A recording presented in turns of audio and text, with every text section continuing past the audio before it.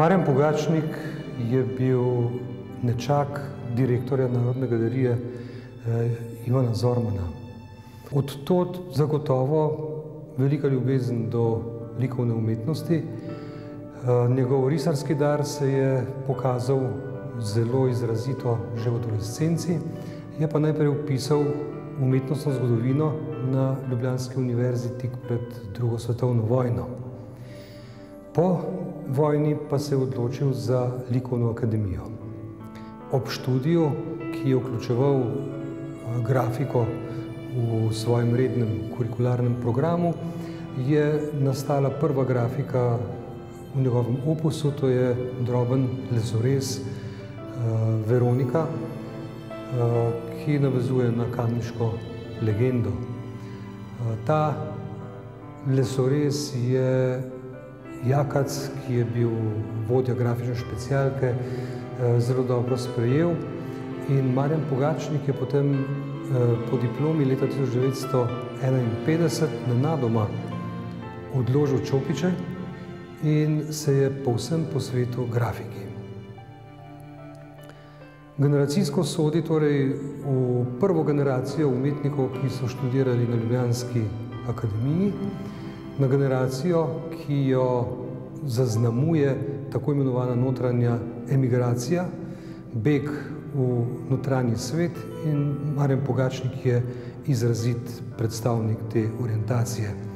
Njegove prve grafike so bile prvenstveno suhe igle in nekaj jedkanic, ki so vse drobnih, majhnih formatov z zasanjanimi motivi predmestij, strelišč, pastirjev in tako naprej. V svojem grafičnem delu je seveda tudi eksperimentiral in je grafike tiskal ne samo po običajnem globokem načinu, kamor suha igla in jedkanica sodita, ampak tudi kot lesorez, se pravi kot visoki tisk. In ob tem se je okoli leta 1960 zgodil poglavitni premik, ko je Pogačnik poskušal znatno globlje jedkati cinkovo ploščo, kot je to sicer običajno. Grafični list, ki ga je naslovil Oholost z motivom petelina, je nastal leta 1959 in je tista prelomna grafika, v kateri se je odločil jedkati širše površine, ki nam na grafiki izstopajo kot beline. Hkrati pa je dodelal tudi droben motiv vejice, ki izgleda kot posuta z zivjem, iz katerega potem izhajajo drobni detajli grafike v 60-ih letih, zelo izrazito in seveda z določenimi stilizacijskimi premenami tudi v kasnejših barvnih jedkanicah.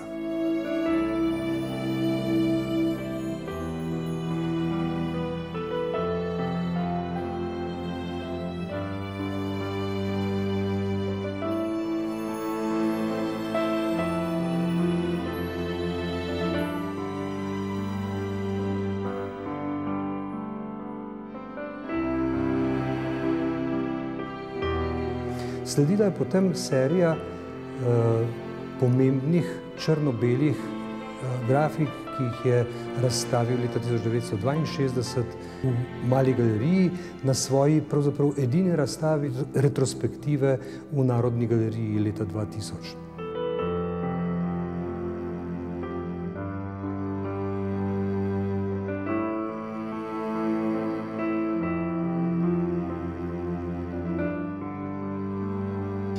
Ko je bila zasnova v risbi enkrat opredeljena, je Pogačnik začel zbirati in kombinirati posamezne elemente tako, da je risbo prenašal na druge liste, elemente rezal in jih razpostavljal po površini.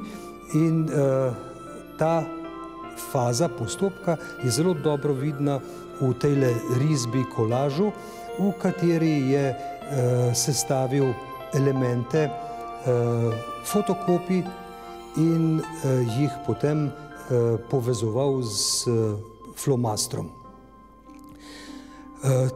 Ko je bila takšna risba enkrat dorečena in opredeljena, je Pogačnik eksperimentiral z velikostjo, kar mu je v novejšem času veliko olajšal fotokopirni stroj, na katerem se da tiskati povečave, redukcije brez posebnih težav.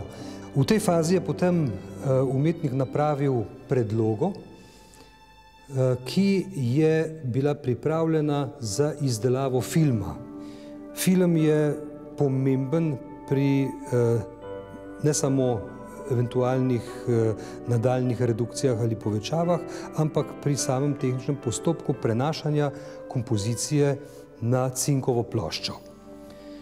Nejedkana cinkova plošča potem izgleda takole. Vse tiste površine, ki jih kislina ne sme doseči, so premazane z asfaltno pasto, ki preprečuje jedkanje. Enako je tudi na hrbtni strani, tako da kislina deluje res samo na odprtih površinah.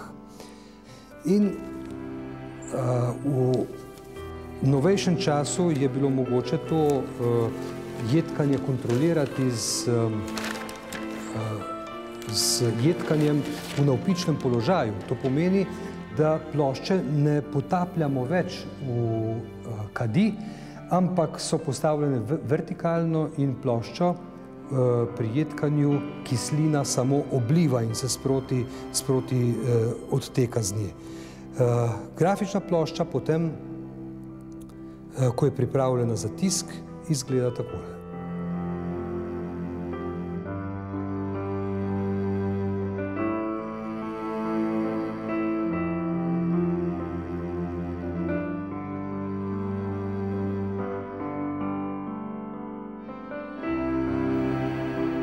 Marjan in Bogica Pogačnik nista kaj dosti potovala.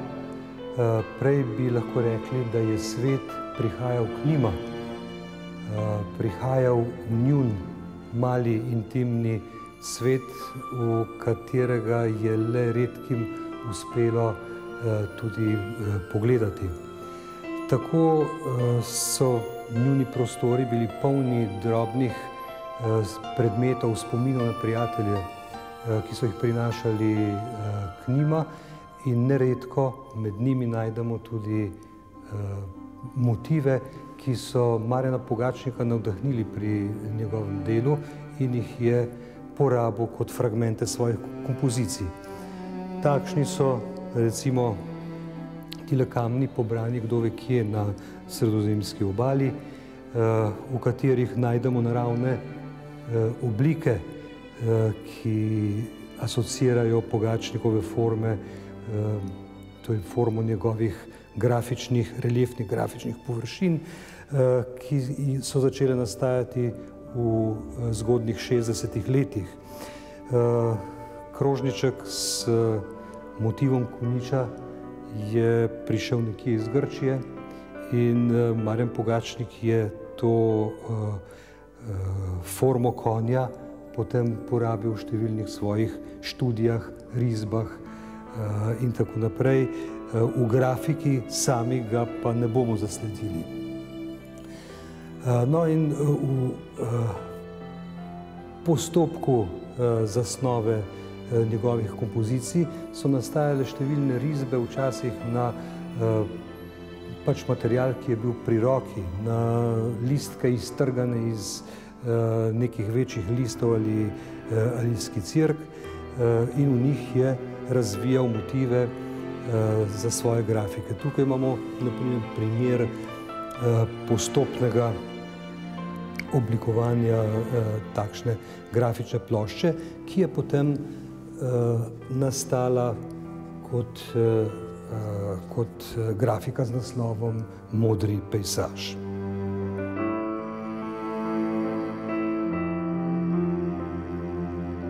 Verjetno je bilo samo vprašanje časa, kdaj se bo Pogačnik lotil barve. Svoje visoke jedkanice je tiskal že v 50-ih letih v različnih tonih, rjavih, modrih, v holost je tiskal v živo rdeči barvi in po sredini 60-ih let je začel z barvo postopoma eksperimentirati. Najprej se je pojavila kot tisk ozadja v večjih gladkih površinah, postopoma pa se je barvna paleta množila in barvne forme so se na grafični površini drobile. Sredi 70-ih let je ustvaril svoje najbolj prodorne grafične liste v izjemno zapletenih barvnih shemah in za grafiko Cvetje za vse je leta 1975 v San Franciscu na natečaju dobil tudi prvo nagrado.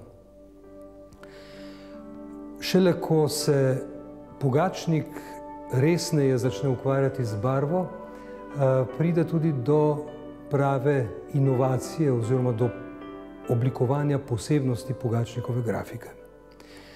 Grafični tisk jedkanic je v barvi vedno napravljen z več ploščami, kajti vsako barvo je potrebno tiskati s svojo ploščo. Pogačnik pa je v svoji visoki jedkanici postopek obrnil tako, da celotno barvno kompozicijo nanese na grafično ploščo in jo potem z enim samim pritiskom odtisne skupaj s slepim oziroma z reliefnim tiskom. Ta način dela pa zahteva potem izredno natančno evidenco o barvnih kompozicijah, o barvnih odtenkih, o zaporedju nanašanja, o obremenitvah grafične stiskalnice in tako naprej. In tu je v njegovem ateljeju ostala cela vrsta prozornih celuloidnih plošč, na katerih je preizkušal barvo iz tub oziroma iz konzerv. In ko je opravil natis prve serije, poskusne serije, avtorske serije, oštevilčene z rimskimi številkami v 10 izvodih, je tudi določil končno podobo grafičnega lista. To je tistega lista, ki ga je kot pravo serijo natisnil običajno v 35 grafičnih listih, oštevilčenih z arabskimi številkami.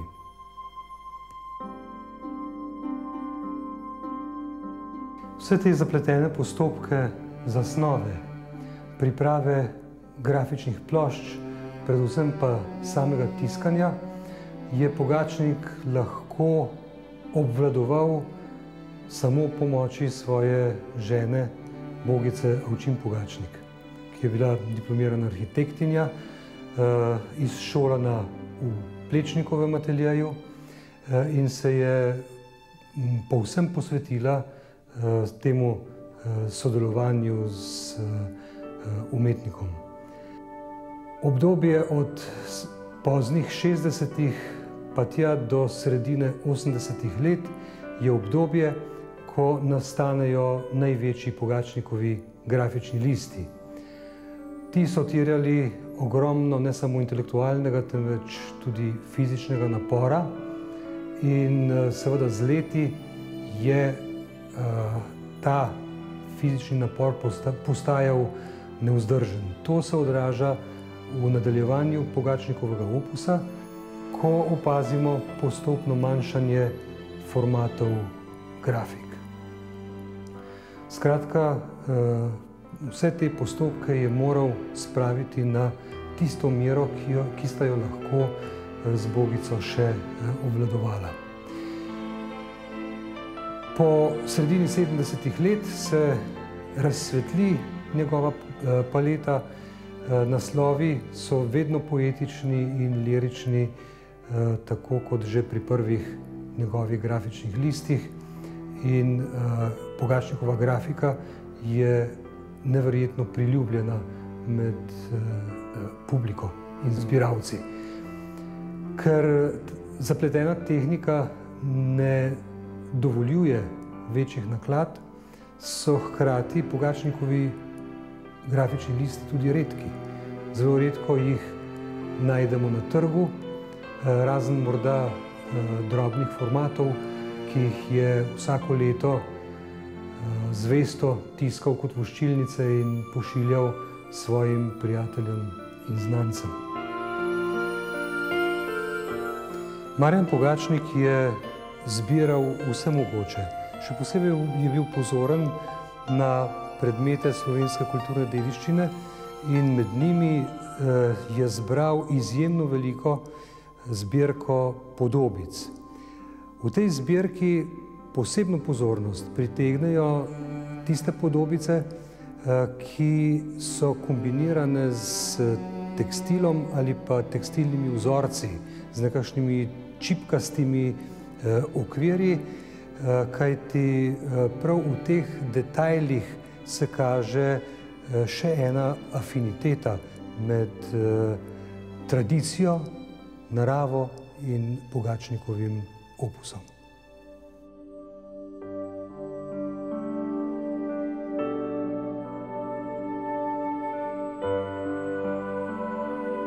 Marjan Pogačnik in Bogica Ovčin Pogačnik nista bila samo izjemna umetnika, bila sta tudi izjemna človeka. Svoj opus sta darovala Narodni galeriji v Ljubljani, ki je prejela najprej 2 seriji celotnega ustvarjenega opusa Marjana Pogačnika. V Volilu pa je prejela prav tako vse grafike Marjana Pogačnika, ki so ostale po njegovi smrti v hiši. Tako da je Narodna galerija s prevzemom tega darila prevzela tudi veliko odgovornost, da opus Marjana Pogačnika in Bogice Ovčin Pogačnik promovira doma in po svetu po svojih najboljših močeh.